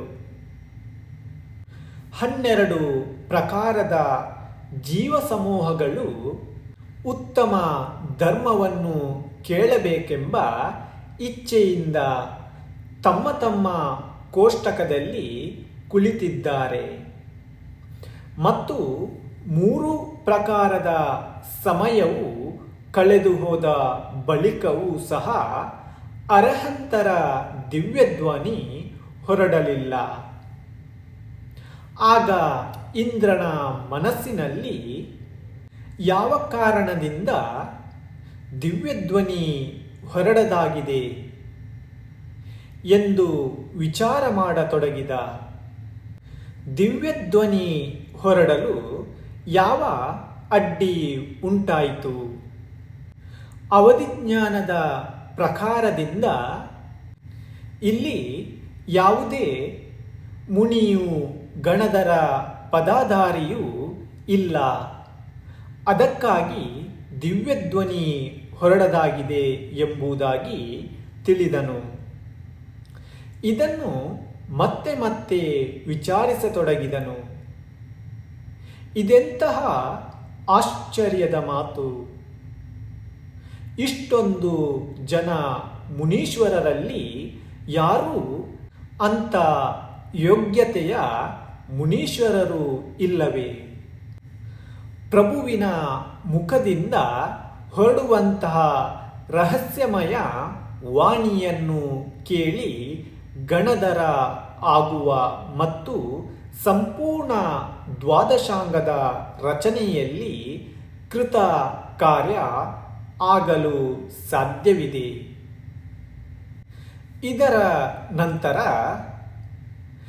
ಇದೇ ನಗರದಲ್ಲಿ ಗೌತಮ ಹೆಸರಿನ ಕುಲಭೂಷಣನಾದ ಶ್ರೇಷ್ಠ ಬ್ರಾಹ್ಮಣನಿದ್ದಾನೆ. ಅವನು ಗಣಧರ ಆಗಲು ಯೋಗ್ಯನಿದ್ದಾನೆ ಎಂಬುದಾಗಿ ಇಂದ್ರನಿಗೆ ತಿಳಿದು ಬಂತು. ಬಳಿಕ ಆ ಸೌಧರ್ಮೇಂದ್ರನು ಅತ್ಯಂತ ಪ್ರಸನ್ನನಾದನು. ಆ ದ್ವಿಜ ಶ್ರೇಷ್ಠ ಗೌತಮನನ್ನು ಸಭಾಮಂಟಪದಲ್ಲಿ ಕರೆತರಲು ಉತ್ತಮ ಉಪಾಯದ ಚಿಂತನೆ ನಡೆಸಿದನು. ಕೊನೆಯಲ್ಲಿ ಇಂದ್ರನು ಮನಸ್ಸಿನಲ್ಲಿಯೇ ಆ ಗೌತಮನಂತನು ವಿದ್ಯಾ ಅಭಿಮಾನಿಯಾಗಿದ್ದಾನೆ. ಒಂದು ವೇಳೆ ಬ್ರಹ್ಮಪುರದಲ್ಲಿ ಅವನ ಹತ್ತಿರ ಹೋಗಿ ಗೂಢ ಅರ್ಥವುಳ್ಳ ಸ್ವಲ್ಪ ಕಾವ್ಯದ ಅರ್ಥ ಕೇಳಬೇಕು. ಆಗ ಆ ಗೂಢ ಶ್ಲೋಕಗಳ ಅರ್ಥ ಅವನಿಗೆ ಹೊಳೆಯುವುದಿಲ್ಲ. ಆಗ ನಿಶ್ಚಿತವಾಗಿ ಶಾಸ್ತ್ರಾರ್ಥದ ಇಚ್ಛೆಯಿಂದ ಅವನು ಸ್ವತಃ ಈ ಸಭೆಯಲ್ಲಿ ಬರುತ್ತಾನೆ. ಹೀಗೆ ವಿಚಾರ ಮಾಡಿ ಬುದ್ಧಿವಂತ ಇಂದ್ರನು ವೃದ್ಧ ಬ್ರಾಹ್ಮಣನ ರೂಪವನ್ನು ಧರಿಸಿ ಕೈಯಲ್ಲಿ ಕೋಲನ್ನು ಹಿಡಿದು ಅದರ ಸಹಾಯದಿಂದ ನಡೆಯುತ್ತಾ ಗೌತಮ ಬ್ರಾಹ್ಮಣನ ಹತ್ತಿರ ಬಂದನು. ಬ್ರಾಹ್ಮಣನ ವೇಷಧಾರಿಯಾದ ಇಂದ್ರನು ಗೌತಮನಿಗೆ ಹೇಳುತ್ತಾನೆ, ಹೇ ಬ್ರಾಹ್ಮಣ, ನೀನು ಬಹಳ ದೊಡ್ಡ ವಿದ್ವಾಂಸನಿರುವಿ. ನಿನ್ನ ಸಮಾನ ಇನ್ನೊಬ್ಬರು ಯಾರೂ ಇಲ್ಲ. ನನ್ನ ಗುರು ಶ್ರೀ ಮಹಾವೀರರು ಈಗ ಮೌನ ಧರಿಸಿದ್ದಾರೆ. ಆದ್ದರಿಂದ ಒಂದು ಕಾವ್ಯದ ಅರ್ಥ ತಿಳಿಯುವ ಸಲುವಾಗಿ ನಾನು ನಿನ್ನ ಬಳಿಗೆ ಬಂದಿದ್ದೇನೆ. ವಿಚಾರ ಮಾಡಿ ಇದರ ಅರ್ಥವನ್ನು ನನಗೆ ತಿಳಿಸುವಂತನಾಗು. ಈ ಕಾವ್ಯದ ನಿಜವಾದ ಅರ್ಥವನ್ನು ತಿಳಿಯುವುದರಿಂದ ನನ್ನ ಜೀವನದ ನಿರ್ವಹಣೆ ಆಗುವುದು. ಎಷ್ಟೋ ಭವ್ಯ ಪುರುಷರಿಗೆ ಉಪಕಾರವಾಗುವುದು ಹಾಗೂ ತಮಗೂ ಯಶ ಪ್ರಾಪ್ತಿಯಾಗುವುದು ಎಂದು ಛದ್ಮಸ್ಥ ವೇಷಧಾರಿ ಇಂದ್ರನ ವಚನಗಳನ್ನು ಕೇಳಿ ವಿದ್ವಾನ್ ಬ್ರಾಹ್ಮಣ ಗೌತಮನು, ರೇ ವೃದ್ಧ, ಒಂದು ವೇಳೆ ನಾನು ನಿನ್ನ ಕಾವ್ಯದ ಯೋಗ್ಯ ಅರ್ಥವನ್ನು ಬೇಗನೆ ಹೇಳುತ್ತೇನೆ. ಆದರೆ ನೀನು ಅದರ ಬದಲಾಗಿ ನನಗೇನು ಕೊಡುವಿ ಎಂದನು. ಈ ಮಾತಿಗೆ ಉತ್ತರವಾಗಿ ಇಂದ್ರನು, ಒಂದು ವೇಳೆ ನನ್ನ ಕಾವ್ಯದ ಯೋಗ್ಯ ವ್ಯಾಖ್ಯಾನವನ್ನು ನೀನು ಮಾಡಿದೆ ಎಂದರೆ ನಾನು ವಿಧಿಪೂರ್ವಕವಾಗಿ ನಿನ್ನ ಶಿಷ್ಯತ್ವವನ್ನು ಸ್ವೀಕರಿಸುತ್ತೇನೆ. ಮತ್ತು ಒಂದು ವೇಳೆ ನೀನು ಯಥಾರ್ಥ ಅರ್ಥವನ್ನು ಹೇಳದಿದ್ದರೆ ನನ್ನ ಗುರುವಿನ ಶಿಷ್ಯನಾಗಬೇಕು ಎಂದು ಹೇಳಿದನು. ಇಂದ್ರನ ಈ ಮಾತನ್ನು ಕೇಳಿ ಗೌತಮ ಬ್ರಾಹ್ಮಣನು, ಹೇ ವೃದ್ಧ ಪುರುಷ, ನಾನು ಸಹ ಪ್ರತಿಜ್ಞೆ ಮಾಡುತ್ತೇನೆ. ನಿನ್ನ ಕಾವ್ಯದ ಯೋಗ್ಯ ಅರ್ಥವನ್ನು ತಿಳಿಸದೇ ಇದ್ದರೆ ನನ್ನ ಈ 500 ಶಿಷ್ಯ ಮಂಡಳಿಯೊಂದಿಗೆ ಮತ್ತು ನನ್ನ 2 ಸಹೋದರರೊಂದಿಗೆ ನಾನು ಸಹ ನನ್ನ ಜಗತ್ಪ್ರಸಿದ್ಧ ಮತ್ತು ವೇದ ಪ್ರತಿಪಾದ ಸನಾತನ ಧರ್ಮವನ್ನು ಬಿಟ್ಟು ನಿನ್ನ ಗುರುವಿನ ಶಿಷ್ಯನಾಗುತ್ತೇನೆ. ನನ್ನ ಪ್ರತಿಜ್ಞೆ ಎಂದು ಅಸತ್ಯ ಮತ್ತು ಬೇರೆಯಾಗದು. ಮತ್ತೆ ನನ್ನ ವಚನಕ್ಕೆ 2 ಸಾಕ್ಷಿಗಳು ಇವೆ. ಅವು ಏನೆಂದರೆ, ಈ ನಗರದ ಸ್ವಾಮಿ ಇದ್ದಾರೆ ಮತ್ತು ಕಶ್ಯಪ ಹೆಸರಿನ ಬ್ರಾಹ್ಮಣ ಇದ್ದಾನೆ. ಗೌತಮನ ಮಾತು ಕೇಳಿ ಆ ಇಬ್ಬರು ಒಳ್ಳೆಯದು. ಅಕಸ್ಮಾತ್ ಮೇರು ಪರ್ವತವು ಸಹ ಕಂಪನ ಆಗಬಹುದು. ಆದರೆ ಈ ವಿದ್ವಾನ್ ಬ್ರಾಹ್ಮಣನ ವಚನವು ನಿಮ್ಮ ಶ್ರೀ ಮಹಾವೀರ ಪ್ರಭುವಿನಂತೆ ನಿಶ್ಚಲವಿದೆ. ಆಗ ಇಬ್ಬರು ಪರಸ್ಪರ ವಚನಬದ್ಧರಾದರು. ಬೇರೆ ಪ್ರಕಾರದ ಎಲ್ಲ ಮಾತುಗಳು ಆದವು. ಆಗ ಇಂದ್ರನು ಗಂಭೀರ ಸ್ವರದಲ್ಲಿ ಈ ಶ್ಲೋಕವನ್ನು ಹೇಳಿದನು.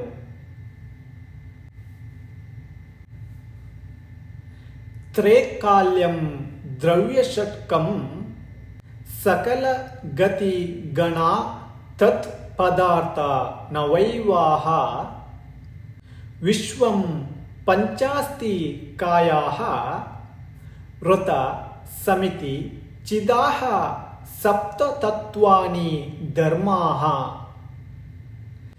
ಸಿದ್ಧೇರ್ ಮಾರಣಃ ಸ್ವರೂಪಂ ವಿಧಿಜನಿತ ಫಲಂ ಜೀವ ಷಟ್ಕಾಯ ಲೇಷ್ಯ ಏತಾನ್ ಯಹ ಶ್ರದ್ಧಾದಾತಿ ಜಿನವಚನ ರತೋ ಮುಕ್ತಿ ಗಾಂಭೋರೋ ಭವ್ಯಃ. ಇಂದ್ರನು ಹೇಳಿದ ಈ ಕಾವ್ಯವನ್ನು ಕೇಳಿ ವಿದ್ವಾನ್ ಗೌತಮ ಆಶ್ಚರ್ಯಚಕಿತನಾದನು. ಶ್ಲೋಕದ ಸ್ವಲ್ಪವೂ ಅರ್ಥವು ಅವನ ತಿಳುವಳಿಕೆಯಲ್ಲಿ ಬರಲಿಲ್ಲ. ಪ್ರತಿಜ್ಞಾಭಂಗದ ಸಮಯದಿಂದ ಅವನು ತನ್ನ ಮನಸ್ಸಿನಲ್ಲಿಯೇ ತರ್ಕ ವಿತರ್ಕ ಮಾಡಲು ಆರಂಭಿಸಿದನು. ಈ ಕಾವ್ಯವು ಬಹಳ ಕಠಿಣವಿದೆ, ಸ್ವಲ್ಪವೂ ತಿಳಿಯುತ್ತಿಲ್ಲ.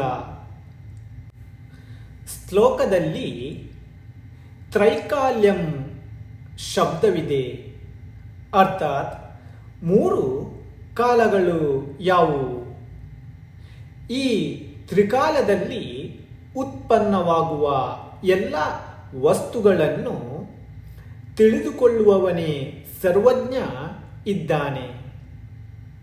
ಅವನೇ ಈ ಕಾವ್ಯದ ಅರ್ಥ ತಿಳಿಸುವವನು ಇದ್ದಾನೆ. ನಾನು ಏನು ಹೇಳಬಲ್ಲೆನು? ದ್ರವ್ಯ ಷಟ್ಕಂ ಅರ್ಥಾತ್ 6 ದ್ರವ್ಯಗಳು ಯಾವುದು? ಸಕಲ ಗತಿಗಣ ಅರ್ಥಾತ್ ಈ ಸಂಪೂರ್ಣ ಗತಿಗಳು ಯಾವುವು ಇವೆ? ಅವುಗಳ ಸ್ವರೂಪವೇನು? ಸತ್ಪದಾರ್ಥ ನ ವೈವಾಹ ಅರ್ಥಾತ್ ಉತ್ತಮ 9 ಪದಾರ್ಥಗಳು ಯಾವುದಿವೆ? ಇದಕ್ಕೂ ಮೊದಲು ನಾನು 9 ಪದಾರ್ಥಗಳ ವಿಷಯದಲ್ಲಿ ಸ್ವಲ್ಪವೂ ತಿಳುವಳಿಕೆ ಇಲ್ಲ. ವಿಶ್ವಂ ಅರ್ಥಾತ್ ವಿಶ್ವ ಅಂದರೆ ಏನು? ಇದು ಎಲ್ಲವೂ ವಿಶ್ವವೇ ಇದೆ ಅಥವಾ 3 ಲೋಕಗಳ ವಿಶ್ವವಿದೆ? ಸ್ವಲ್ಪವೂ ನಿಶ್ಚಯವಾಗಿ ಇಲ್ಲ.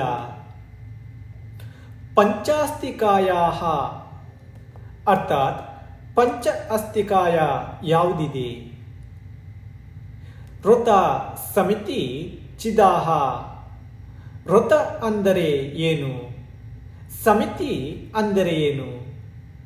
ಜ್ಞಾನದ ಸ್ವರೂಪ ಅಂದರೆ ಏನು? ಈ ಎಲ್ಲವುಗಳ ಫಲ ಏನು? ಮತ್ತು ಸಪ್ತ ತತ್ವಾನಿ ಈ ತತ್ವಗಳು ಯಾವುವು? ಧರ್ಮಾಹ ಧರ್ಮ ಅಂದರೇನು? ಸಿದ್ಧೇ ಮಾರ್ಗಾಹ ಸಿದ್ಧಿ ಅಥವಾ ಕಾರ್ಯ ನಿಷ್ಪತ್ತಿ ಯಾವುದು? ಅದರ ಮಾರ್ಗ ಯಾವುದು? ಒಂದು ಇದೆಯೋ ಅಥವಾ ಅನೇಕವಿದೆಯೋ? ಸ್ವರೂಪ ಅಂದರೆ ಏನು? ವಿಧಿಜನಿತ ಫಲಂ, ವಿಧಿ ಅಂದರೇನು? ಅದರಿಂದ ಉತ್ಪನ್ನವಾದ ಫಲ ಯಾವುದು? ಜೀವ ಷಟ್ಕಾಯ ಲೇಷ್ಯ ಅರ್ಥಾತ್ 6 ಪ್ರಕಾರದ ಜೀವ ಸಮೂಹಗಳು ಯಾವುವು? ಆ ಲೇಷ್ಯ ಅಂದರೆ ಯಾವುದು? ಈ ಎಲ್ಲ ಮಾತುಗಳನ್ನು ನಾನೆಂದೂ ಕೇಳಲೇ ಇಲ್ಲ. ಇವುಗಳ ಎಲ್ಲ ಲಕ್ಷಣ ಹಾಗೂ ಸ್ವರೂಪವನ್ನು ನಾನು ಹೇಗೆ ಹೇಳಲಿ? ಈ ಮಾತುಗಳು ನಮ್ಮ ವೇದ ಹಾಗೂ ಸ್ಮೃತಿ ಗ್ರಂಥಗಳಲ್ಲಿ ಎಲ್ಲಿಯೂ ಇಲ್ಲ. ಈ ಸಣ್ಣ ಕಾವ್ಯದಲ್ಲಿ ಎಲ್ಲ ಸಿದ್ಧಾಂತವೇ ತುಂಬಿಕೊಂಡಿದೆ. ಈ ವೃದ್ಧನಂತೂ ಸಿದ್ಧಾಂತ ಸಮುದ್ರದ ಎಲ್ಲ ರಹಸ್ಯವನ್ನು ನಮ್ಮಿಂದ ಕಾವ್ಯದ ಕುರಿತು ಕೇಳುತ್ತಿದ್ದಾನೆ. ಈಗ ನನಗೆ ಸ್ವೀಕಾರ ಮಾಡಬೇಕಾಗುತ್ತದೆ. ಈ ಸಣ್ಣ ಕಾವ್ಯದ ಗೂಢಾರ್ಥವನ್ನು ಆ ಸರ್ವಜ್ಞ ಹಾಗೂ ಅವರ ಸುಯೋಗ್ಯ ಗುರುವಿನ ಹೊರತು ಯಾರಿಗೂ ಹೇಳಲು ಬರುವುದಿಲ್ಲ. ಒಂದು ವೇಳೆ ಈ ವೃದ್ಧನಿಗೆ ಅರ್ಥ ಹೇಳಿದರೆ ನನ್ನ ಗೌರವ ಕುಂದುತ್ತದೆ. ಆದ್ದರಿಂದ ಏನು ಹೇಳದೆ ಗೌತಮ ಬ್ರಾಹ್ಮಣನು, ಹೇ ವೃದ್ಧ, ನಾನು ಈ ವಿಷಯವಾಗಿ ನಿನ್ನೊಡನೆ ವಿವಾದ ಮಾಡಲಾರೆನು. ನಿಮ್ಮ ಗುರುವಿನೊಂದಿಗೆ ಶಾಸ್ತ್ರಾರ್ಥ ಮಾಡುವೆನು. ಹೀಗೆ ಹೇಳಿ ಕಾಲಲಬ್ಧಿ ವಶೀಭೂತರಾಗಿ ಗೌತಮ ಬ್ರಾಹ್ಮಣನು ತನ್ನ 500 ಶಿಷ್ಯರು ಹಾಗೂ 2 ಸಹೋದರರೊಂದಿಗೆ ಶ್ರೀ ಮಹಾವೀರ ಪ್ರಭುಗಳೊಂದಿಗೆ ಶಾಸ್ತ್ರಾರ್ಥ ಮಾಡುವ ಸಲುವಾಗಿ ಸಭಾಮಂಟಪಕ್ಕೆ ಹೋಗುವ ಸಲುವಾಗಿ ಮನೆಯಿಂದ ಹೊರಟರು. ಆ ಬುದ್ಧಿವಂತ ಗೌತಮ ಬ್ರಾಹ್ಮಣನು ಮಾರ್ಗದಲ್ಲಿ ಹೋಗುತ್ತಾ ವಿಚಾರ ಮಾಡಹತ್ತಿದನು. ಈ ವೃದ್ಧ ಬ್ರಾಹ್ಮಣನನ್ನೇ ಜಯಿಸಲು ಸಾಧ್ಯವಿಲ್ಲ ಅಂದ ಮೇಲೆ ಅವನ ಗುರು ಸಹ ಅವನಿಗಿಂತಲೂ ವಿಶೇಷ ಅಸಾಧ್ಯನೇ ಇರಬಹುದು. ಏನೇ ಆಗಲಿ ಈಗಂತೂ ಹೋಗಲೇಬೇಕು. ಆ ಮಹಾಪುರುಷನ ಸಂಪರ್ಕದಿಂದ ಒಳ್ಳೆಯದೇ ಆಗುವುದು, ಹಾನಿಯಂತೂ ಆಗಲಾರದು. ಹೀಗೆ ವಿಚಾರಿಸುತ್ತಾ ಅವನು ನಡೆಯುತ್ತಾ ಜಗತ್ತನ್ನೇ ಆಶ್ಚರ್ಯಚಕಿತಗೊಳಿಸುವಂತಹ ಅತಿ ಉನ್ನತ ಮಾನಸ್ತಂಭದ ಸಮೀಪ ಬಂದನು. ಆ ಮಾನಸ್ತಂಭದ ದರ್ಶನದಿಂದಲೇ ವಜ್ರಘಾತದಿಂದ ಪರ್ವತದ ಸಾಲುಗಳು 100 ಛಿದ್ರಗಳಾಗಿ ನಷ್ಟ ಭ್ರಷ್ಟಗಳಾಗುವಂತೆ ಅದೇ ರೀತಿಯಾಗಿ ಗೌತಮನ ಮಾನಕಷಾಯವು ಚೂರು ಚೂರಾಯಿತು. ಅವನಲ್ಲಿ ಮೃದು ಪರಿಣಾಮದ ಭಾವನೆ ಉತ್ಪನ್ನವಾಯಿತು. ನಂತರ ಆ ಗೌತಮನು ಅತ್ಯಂತ ವಿಶುದ್ಧ ಪರಿಣಾಮಗಳಿಂದ ಕೂಡಿದವನಾಗಿ ಸಭಾಮಂಟಪದಲ್ಲಿಯ ಎಲ್ಲ ವೈಭವಗಳನ್ನು ನೋಡಿದನು. ಆಶ್ಚರ್ಯಚಕಿತನಾಗಿ ಅವನು ಆ ಅಲೌಕಿಕ ಸಭಾಮಂಟಪದಲ್ಲಿ ಪ್ರವೇಶ ಮಾಡಿದನು. ಯಾವಾಗ ಸಭಾಮಂಟಪದಲ್ಲಿ ಪ್ರವೇಶಿಸಿ ಆ ಬ್ರಾಹ್ಮಣನು ಪ್ರಭುವಿಗೆ ಅನೇಕ ವೃದ್ಧಿಗಳು ಹಾಗೂ ಜೀವ ಸಮೂಹಗಳೇ ಸುತ್ತುವರಿದಿರುವುದನ್ನು ಹಾಗೂ ರತ್ನ ಸಿಂಹಾಸನದ ಮೇಲೆ ಕುಳಿತಿರುವುದನ್ನು ನೋಡಿದನು. ಆಗ ಅವನು ಅತ್ಯಂತ ಅನುರಾಗದಿಂದ ಭಾವಪರವಶನಾದನು. ಭಕ್ತಿಪೂರ್ವಕವಾಗಿ ಜಗದ್ಗುರು ಮಹಾವೀರ ಪ್ರಭುವಿಗೆ 3 ಪ್ರದಕ್ಷಿಣೆ ಹಾಕಿ ನಮಸ್ಕರಿಸಿದನು. ಮತ್ತೆ ಅಂಜಲಿ ಬದ್ಧನಾಗಿ ತನ್ನ ಸಿದ್ಧಿಯ ಸಲುವಾಗಿ ಪ್ರಭುವಿನ ಸಾರ್ಥಕ ಹೆಸರುಗಳಿಂದ ಅವರ ಸ್ತುತಿ ಮಾಡಲು ಪ್ರಾರಂಭ ಮಾಡಿದನು. ಹೇ ಭಗವಾನ್, ನೀವು ಜಗತ್ತಿನ ಒಡೆಯರಿದ್ದೀರಿ. 1008 ಹೆಸರುಗಳಿಂದ ಅಲಂಕೃತರಾದರೂ ನಾಮರೂಪಿ ಕರ್ಮದ ನಾಶಕರಿದ್ದೀರಿ. ಸಂಪೂರ್ಣ ಅರ್ಥವನ್ನು ತಿಳಿದವರಿದ್ದೀರಿ. ಬುದ್ಧಿವಂತ ಪುರುಷನು ಒಂದು ವೇಳೆ ವಿಶುದ್ಧ ಅಂತಃಕರಣನಾಗಿ ತಮ್ಮ ಒಂದೇ ಹೆಸರಿನಿಂದ ತಮ್ಮ ಸ್ತುತಿ ಮಾಡುತ್ತಾನೆ. ಅದು ಸಹ ತಮ್ಮದೇ ಸಮಾನ ಗುಣಗಳಿಂದ ಕೂಡಿದ್ದಾಗಿ ಶೀಘ್ರವೇ ತಮ್ಮ ಸಂಪೂರ್ಣ ಶುಭ ನಾಮಾವಳಿಗಳನ್ನು ಮತ್ತು ಅವರು ಒಳ್ಳೆಯ ಫಲವನ್ನು ಪಡೆಯುತ್ತಾರೆ. ಆದ್ದರಿಂದ ಹೇ ಪ್ರಭು, ನಾನು ತಮ್ಮ 108 ಸುಂದರ ಹೆಸರುಗಳಿಂದ ಶ್ರದ್ಧಾ ಭಕ್ತಿಯಿಂದ ಸ್ತುತಿ ಮಾಡುತ್ತೇನೆ.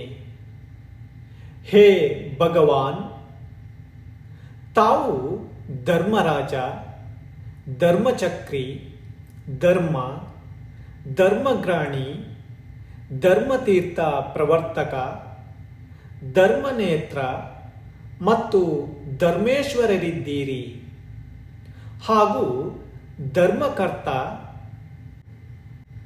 ಸುಧರ್ಮಾಢ್ಯ, ಧರ್ಮಸ್ವಾಮಿ, ಸುಧರ್ಮವಿತ್, ಧರ್ಮಾರಾಧ್ಯ, ಧರ್ಮೀಶ, ಧರ್ಮಾಢ್ಯ, ಧರ್ಮಬಾಂಧವ, ಧರ್ಮಿಜ್ಯೇಷ್ಠ, ಅತಿ ಧರ್ಮಾತ್ಮ, ಧರ್ಮಭರ್ತ, ಸುಧರ್ಮಭಾಕ್, ಧರ್ಮಭಾಗಿ, ಸುಧರ್ಮಜ್ಞ, ಧರ್ಮರಾಜ, ಅತಿ ಧರ್ಮಧೀರ, ಮಹಾಧರ್ಮಿ, ಮಹಾದೇವ, ಮಹಾನಾದ, ಮಹೇಶ್ವರ, ಮಹಾತೇಜ, ಮಹಾಮಾನ್ಯ, ಮಹಾಭೂತ, ಮಹಾತಾಪ, ಮಹಾತ್ಮ, ಮಹೋದಂತ, ಮಹಾಯೋಗಿ, ಮಹಾವೃತ್ತಿ ಮತ್ತು ಮಹಾಜ್ಞಾನಿ ಇದ್ದೀರಿ. ಮಹಾಜ್ಞಾನಿ, ಮಹಾಕಾಸವಿಕ, ಮಹಾನ್, ಮಹಾಧೀರ, ಮಹಾವೀರ, ಮಹಾರ್ಚಾಂಡ್ಯ, ಮಹೇಶಿತ, ಮಹಾದಾತ, ಮಹಾತತ್ರ, ಮಹಾಕರ್ಮ, ಮಹಾಧೀರ, ಜಗನ್ನಾಥ, ಜಗದ್ಭರ್ತ, ಜಗತ್ಪತಿ, ಜಗಜ್ಯೇಷ್ಠ, ಜಗನ್ಮಾನ್ಯ, ಜಗತ್ಸೇವ್ಯ, ಜಗನ್ನುತ, ಜಗತ್ಪೂಜ್ಯ, ಜಗತ್ಸ್ವಾಮಿ, ಜಗದೀಶ, ಜಗದ್ಗುರು, ಜಗದ್ವಂದ್ಯ, ಜಗಜ್ಜೇತ, ಜಗನ್ನೇತ, ಜಗತ್ಪ್ರಭು, ತೀರ್ಥಕೃತ್, ತೀರ್ಥಭೂತಾತ್ಮ, ತೀರ್ಥನಾಥ, ಸುತೀರ್ಥವಿತ್,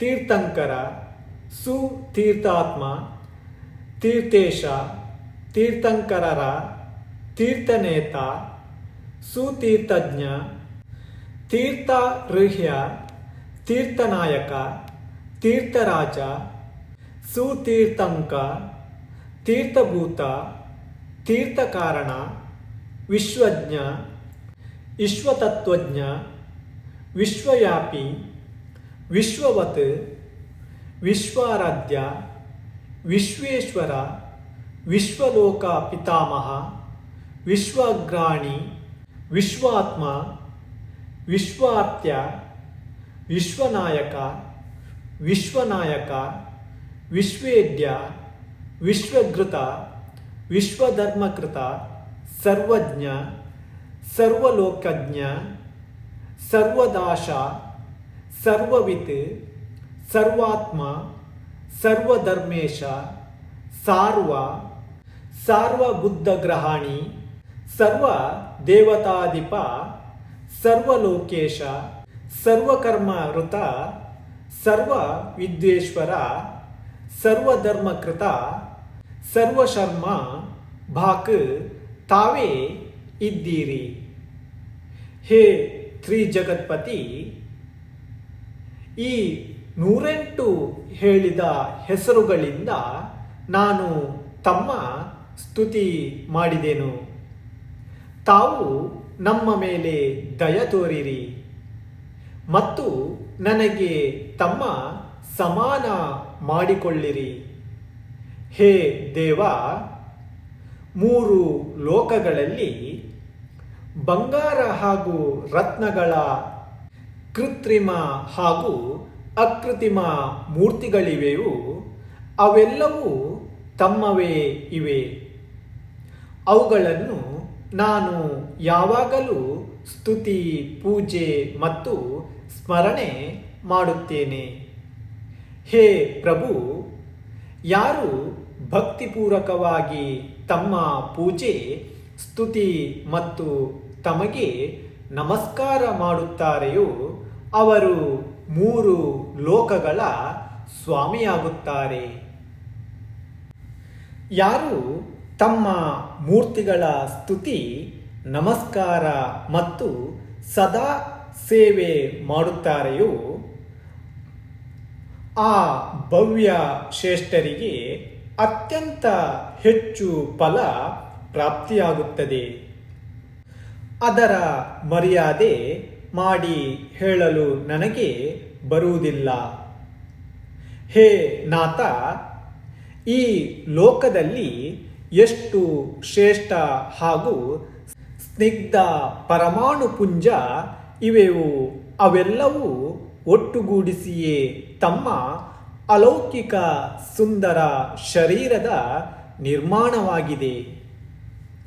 ತಮ್ಮ ಈ ಉತ್ತಮ ಶರೀರವು ಸಂಪೂರ್ಣ ಜಗತ್ತಿಗೆ ಅತ್ಯಂತ ಪ್ರಿಯವಾಗಿದೆ ಮತ್ತು ಕೋಟಿ ಸೂರ್ಯರ ಸಮಾನ ತೇಜಪುಂಜ ಪ್ರಕಾಶದಿಂದ ಎಲ್ಲ ದಿಕ್ಕುಗಳನ್ನು ಬೆಳಗುತ್ತದೆ. ಇದು ತಮ್ಮ ದೇದೀಪ್ಯಮಾನ ಮುಖಮಂಡಲವು ನಿರ್ವಿಕಾರ ಹಾಗೂ ಸೌಮ್ಯ ಭಾವ ಸೂಚಕವಾಗಿ ಮನಸ್ಸಿನ ಅತ್ಯಂತ ಆಂತರಿಕ ವಿಶುದ್ಧಿಯನ್ನು ಹೇಳುತ್ತಿದೆ. ಹೇ ಜಗದ್ಗುರುವೇ, ಈ ಪೃಥ್ವಿಯ ಯಾವ ಯಾವ ಸ್ಥಾನದ ಮೇಲೆ ತಾವು ತಮ್ಮ ಚರಣ ಕಮಲಗಳನ್ನು ಸ್ಥಾಪಿತಗೊಳಿಸುತ್ತೀರೋ ಆ ಎಲ್ಲ ಸ್ಥಳಗಳು ವಿಶ್ವದ ಪವಿತ್ರ ತೀರ್ಥ ಸ್ಥಳಗಳಾಗಿವೆ.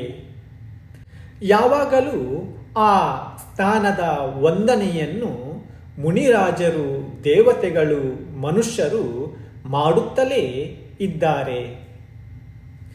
ಇದೇ ರೀತಿಯಾಗಿ ಹೇ ನಾಥ, ಯಾವ ಯಾವ ಕ್ಷೇತ್ರಗಳಲ್ಲಿ ತಮ್ಮ ಜನ್ಮ ಕಲ್ಯಾಣೋತ್ಸವವನ್ನು ಆಚರಿಸುತ್ತಾರೆಯೋ ಅವೆಲ್ಲವೂ ಅತ್ಯಂತ ಪವಿತ್ರ ಹಾಗೂ ಶ್ರದ್ಧಾಸ್ಪದ ತೀರ್ಥ ಸ್ಥಾನಗಳಾಗಿವೆ. ಆ ಎಲ್ಲ ದೇಶ ಮತ್ತು ಕಾಲಗಳು ಧನ್ಯ ಇವೆ. ಅವುಗಳಲ್ಲಿ ತಮ್ಮ ಗರ್ಭ, ಜನ್ಮ, ದೀಕ್ಷಾ, ಕೇವಲ ಜ್ಞಾನ, ನಿರ್ವಾಣ ಈ ಕಲ್ಯಾಣಗಳು ಪವಿತ್ರ ದಿನಗಳಾಗಿವೆ. ತಮ್ಮ ಕೇವಲ ಜ್ಞಾನವು ಸಂಪೂರ್ಣ ಜಗತ್ತಿನ ಸಲುವಾಗಿ ಆಜ್ಞೇಯ ಹಾಗೂ ಅವ್ಯಾಪಕ ಇವೆ. ಆದ್ದರಿಂದ ಆಕಾಶದಲ್ಲಿ ಮಾತ್ರ ಪಸರಿಸಿ ಇದು ಸ್ಥಿರವಿದೆ.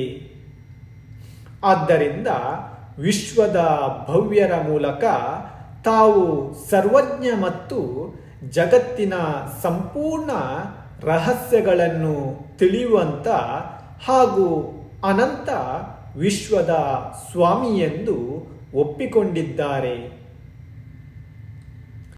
ಹೇ ಸ್ವಾಮಿ, ತಮ್ಮ ಕೇವಲ ಜ್ಞಾನವು ಅನಂತವಿದೆ ಮತ್ತು ತಾವು ಜಗತ್ ವಂದ್ಯರಿದ್ದೀರಿ.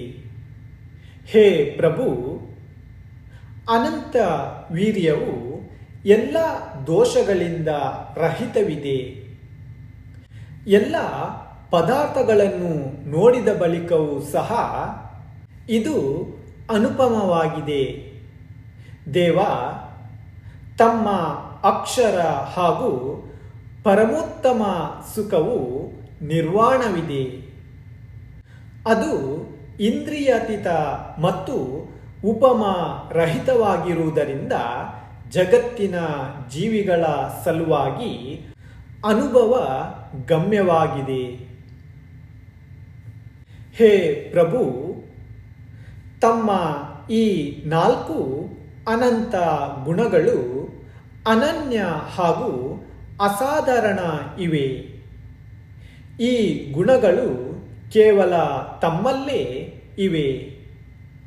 ಆದರೂ ತಮ್ಮ ಬಯಕೆಗಳು ಶೂನ್ಯ ಇವೆ. ಆದ್ದರಿಂದ ಜಗತ್ತಿನ ಸಂಪೂರ್ಣ ಪದಾರ್ಥಗಳಲ್ಲಿ ಶ್ರೇಷ್ಠ ಪ್ರಾತಿಹಾರ್ಯ ಮುಂತಾದ 8 ವೈಭವಗಳು ತಮ್ಮ ಬಳಿಯೇ ಅತಿಶಯ ಶೋಭೆಯಿಂದ ಕೂಡಿದವುಗಳಾಗಿವೆ. ಅವುಗಳ ಹೊರತು ತಮ್ಮ ಬೇರೆ ಅಸಂಖ್ಯಾತ ಗುಣಗಳು 3 ಲೋಕಗಳಲ್ಲಿ ಅದ್ವಿತೀಯವಾಗಿವೆ. ಆದರೆ ನಮ್ಮಂಥ ಮೂಢಮತಿ ಮತ್ತು ಅಲ್ಪಜ್ಞಾನಿಗಳು ತಮ್ಮ ಶ್ರೇಷ್ಠ ಗುಣಗಳ ಪ್ರಶಂಸೆಯನ್ನು ಯಾವ ಪ್ರಕಾರ ಯಶಸ್ವಿಪೂರ್ವಕ ಮಾಡುತ್ತಾರೆ? ಹೇ ಪ್ರಭು, ಹೇಗೆ ಮೋಡಗಳಿಂದ ಜಲಧಾರೆಯಾಗುವುದು, ಆಕಾಶದ ತಾರಾಮಂಡಲವಿದೆಯೋ, ಸಮುದ್ರದ ತೆರೆಗಳಂತೆ ಮತ್ತು ಸಂಸಾರಿ ಜೀವಿಗಳು ಎಣಿಕೆ ಮಾಡಲಾಗುವುದಿಲ್ಲವೋ ಅದೇ ರೀತಿಯಾಗಿ ತಮ್ಮ ಗುಣಗಳು ಅಸಂಖ್ಯಾತ ಮತ್ತು ಅನಂತ ಇವೆ. ಆದ್ದರಿಂದ ತಮ್ಮ ಸ್ತುತಿ ನಾನು ಯಾವ ಪ್ರಕಾರ ಮಾಡಬಹುದಾಗಿದೆ? ತಮ್ಮ ಗುಣಗಳು ಹೇಗಿವೆಯೋ ಹಾಗೆ ಗಣಧರರು ಸಹ ತಿಳಿಯಲಾರರು. ಅಂದ ಬಳಿಕ ಎರಡನೆಯವರು ಹೇಗೆ ತಿಳಿಯಬಲ್ಲರು? ತಮ್ಮ ಯಥಾರ್ಥ ಸ್ತುತಿಯ ಯಾವಾಗಲೂ ನಮ್ಮಿಂದ ಆಗಿಯೇ ಇಲ್ಲ. ವ್ಯರ್ಥ ಪ್ರಯತ್ನದಿಂದ ಏನು ಲಾಭ? ಹೇ ದೇವ, ತಮಗೆ ನಮಸ್ಕಾರ. ಪ್ರಭು, ತಾವು ದಿವ್ಯಮೂರ್ತಿ ಇದ್ದೀರಿ, ಸರ್ವಜ್ಞ ಇರುವಿರಿ, ಅನಂತ ಗುಣಸ್ವರೂಪ ಇರುವಿರಿ. ತಮಗೆ ಮೇಲಿಂದ ಮೇಲೆ ನಮಸ್ಕರಿಸುತ್ತೇನೆ. ತಾವು ನಿರ್ದೋಷ ಇರುವಿರಿ, ಪರಮ ಬಂಧು ಮಂಗಲ ಸ್ವರೂಪಿ, ಲೋಕೋತ್ತಮ, ಜಗತ್ ಶರಣ ಹಾಗೂ ಮಂತ್ರಮೂರ್ತಿ ಇರುವಿರಿ. ತಮಗೆ ಕೋಟಿ ಕೋಟಿ ಪ್ರಣಾಮಗಳು. ತಾವು ವರ್ಧಮಾನ ಸ್ವರೂಪವಿದ್ದೀರಿ. ತಾವು ಮಹಾವೀರರು ಇದ್ದೀರಿ, ಸನ್ಮತಿ ಇದ್ದೀರಿ, ವಿಶ್ವದ ಹಿತ ಸ್ವರೂಪರಿದ್ದೀರಿ, 3 ಜಗತ್ತಿನ ಗುರು ಇದ್ದೀರಿ, ಅನಂತ ಸುಖದ ಸಮುದ್ರರಿದ್ದೀರಿ. ಆದ್ದರಿಂದ ತಮಗೆ ಅಸಂಖ್ಯ ಸಲ ನಮಸ್ಕರಿಸುತ್ತೇನೆ. ಈ ಪ್ರಕಾರ ಪರಮ ಭಕ್ತಿಪೂರ್ವಕ ನಾನು ತಮ್ಮ ಸ್ತುತಿ ಹಾಗೂ ಪುನಃ ಪುನಃ ನಮಸ್ಕರಿಸಿದರೂ ತಮ್ಮಿಂದ ತ್ರೈಲೋಕ್ಯ ಸಂಪತ್ತಿಯನ್ನು ಬೇಡುವುದಿಲ್ಲ. ಹೇ ನಾಥ, ನಾನಂತೂ ಕೇವಲ ಬೇಡಿಕೊಳ್ಳುವುದು ಇಷ್ಟೇ. ನನ್ನನ್ನು ತಮ್ಮ ಸಮಾನ ಎಲ್ಲ ವೈಭವಗಳಿಂದ ಕೂಡಿದವನಾಗಿಸಿರೆಂದು ಬೇಡಿಕೊಳ್ಳುತ್ತೇನೆ. ತಮ್ಮ ಆಂತರಿಕ ಅಲೌಕಿಕ ಸಂಪತ್ತುಗಳು ಕರ್ಮ ನಾಶದಿಂದಲೇ ಉತ್ಪನ್ನವಾಗಿವೆ. ಅಕ್ಷಯ ಸುಖವನ್ನು ಕೊಡುವಂತಹವು ಇವೆ. ನಾಶ ರಹಿತವಾಗಿವೆ. ಜಗತ್ತಿನ ಮೂಲಕ ನಮಸ್ಕೃತವಾಗಿವೆ. ತಾವು ಈ ಭೂಮಿಯ ಮೇಲೆ ಅತ್ಯಂತ ಉದಾರ ಪರಮಧಾನಿ ಇರುವಿರಿ ಮತ್ತು ನಾನು ಅತ್ಯಂತ ಲೋಭಿ ಇದ್ದೇನೆ. ತಾವು ಪ್ರಸನ್ನರಾಗಿ ನನ್ನ ಪ್ರಾರ್ಥನೆಯನ್ನು ಸ್ವೀಕರಿಸಿ. ಆದ್ದರಿಂದ ನನ್ನ ಅಭಿಲಾಷೆಯು ಪೂರ್ಣಗೊಳ್ಳುವುದು. ತಮ್ಮ ಚರಣ ಕಮಲಗಳ ಪೂಜೆಯನ್ನು ಇಂದ್ರನು ಮಾಡುತ್ತಿರುತ್ತಾನೆ. ತಾವು ಧರ್ಮತೀರ್ಥದ ಉದ್ಧಾರಕರಿದ್ದೀರಿ. ಕರ್ಮರೂಪಿ ಮಹಾಶತ್ರುಗಳನ್ನು ನಾಶಗೊಳಿಸುವಂಥವರು ಇದ್ದೀರಿ. ತಾವೇ ಮಹಾ ಯೋಧರಿದ್ದೀರಿ. ಸಂಪೂರ್ಣ ಜಗತ್ತಿಗೆ ಸ್ವಚ್ಛ ಪ್ರಕಾಶ ನೀಡುವಂತಹ ರತ್ನಮಯ ದೀಪಕರಾಗಿದ್ದೀರಿ. 3 ಲೋಕಗಳನ್ನು ಉದ್ಧಾರ ಮಾಡುವಲ್ಲಿ ತಾವೇ ಸಮರ್ಥ ಹಾಗೂ ಚತುರರಿದ್ದೀರಿ. ತಾವು ಉತ್ತಮ ಗುಣಗಳ ಭಂಡಾರವಿದ್ದೀರಿ. ಆದ್ದರಿಂದ ಹೇ ಪ್ರಭು, ನಾನು ಸಂಸಾರ ಸಾಗರದಲ್ಲಿ ಅವಲಂಬನ ರಹಿತನಾಗಿ ಮುಳುಗುತ್ತಿದ್ದೇನೆ. ಕೃಪೆ ಮಾಡಿ ತಾವು ನನ್ನನ್ನು ರಕ್ಷಿಸಿರಿ. ಈ ಪ್ರಕಾರ ಶುದ್ಧ ಹಾಗೂ ಭಕ್ತಿಪೂರ್ವಕವಾಗಿ ಗೌತಮ ಬ್ರಾಹ್ಮಣನು ಜನಪತಿ ಮಹಾವೀರ ಪ್ರಭುವಿನ ಸ್ತುತಿ ಮಾಡಿ ಅವರ ಚರಣ ಕಮಲಗಳಿಗೆ ನಮಸ್ಕರಿಸಿದನು ಮತ್ತು ತನ್ನನ್ನು ಕೃತಕೃತ್ಯನೆಂದು ತಿಳಿದನು.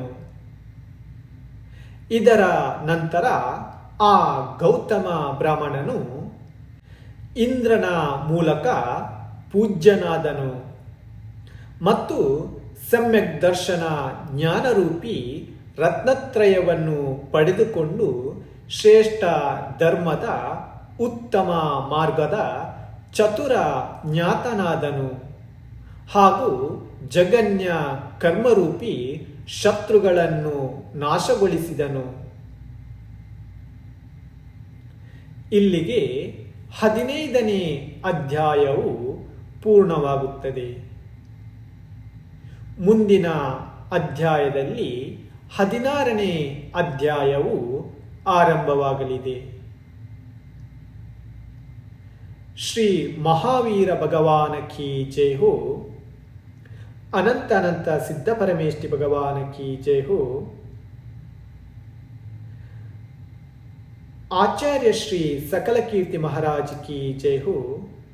ಜಿನವಾಣಿ ಮಾತಾ ಕಿ ಜೈ ಹೋ. ಅಹಿಂಸಾ ಪರಮೋ ಧರ್ಮ ಕಿ ಜೈ ಹೋ.